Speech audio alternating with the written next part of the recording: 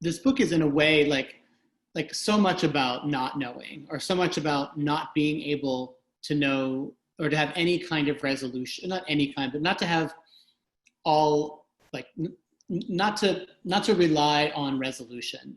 That we don't actually ever know. Like this is a mystery in which we know almost less at the end than we do at the beginning, right? About what happened, and we have to sort of sit with that. And even though we're turning the pages to find out what happens, we actually don't have that resolution.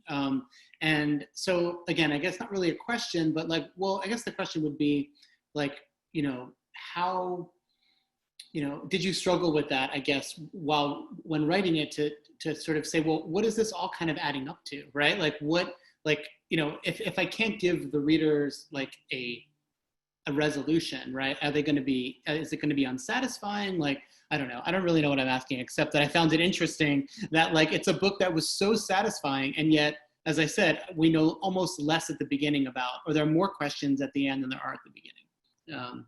So. It's, I think, so much about character, right? Mm-hmm. So in the end, plot doesn't even matter, right? What matters is to create that fire-breathing character. And of course, I missed both my sister and mother. I missed them. So writing it for that reason, but in no way did I want to just do something that's eulogizing or, saying, oh, her music was great. Like, no, some of her music was great. Some of her music is unlistenable, and it's never going to be to everyone's taste. But the fact of a life, right, and an archive.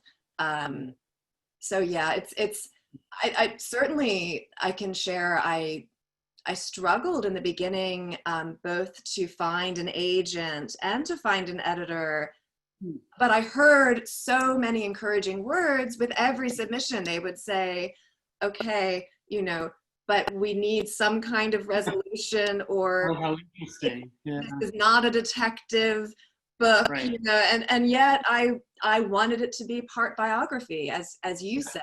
I wanted it to be a hybrid. So yes, it was sort of unclassifiable, I think, for a little while. And then I found my agent, thank God, and she found Maisie Cochran at Tin House, thank God, whom you know. That's such a credit to Tin House, because it's so hard to sell books like to a publisher that are, as you say, uncategorizable, right? They want to immediately say it's this book meets that book, right? It's like they want to know exactly where to put it on the bookshelf, right? But of course, this type of book, something that is surprising, it kind of resists categorization, are the books that we love, right? They're the books that like writers and artists and readers like actually really love. And it's the kind of book I think Atlantis herself, would have loved, right? In the sense that it's a book that doesn't sugarcoat anything. I love that so many of the wonderful reviews have used the word unsentimental, right? Because there really is not a sentimental line in this book. And that is also something very hard to do when you're writing about a loved one, multiple loved ones, and especially as you're writing about grief.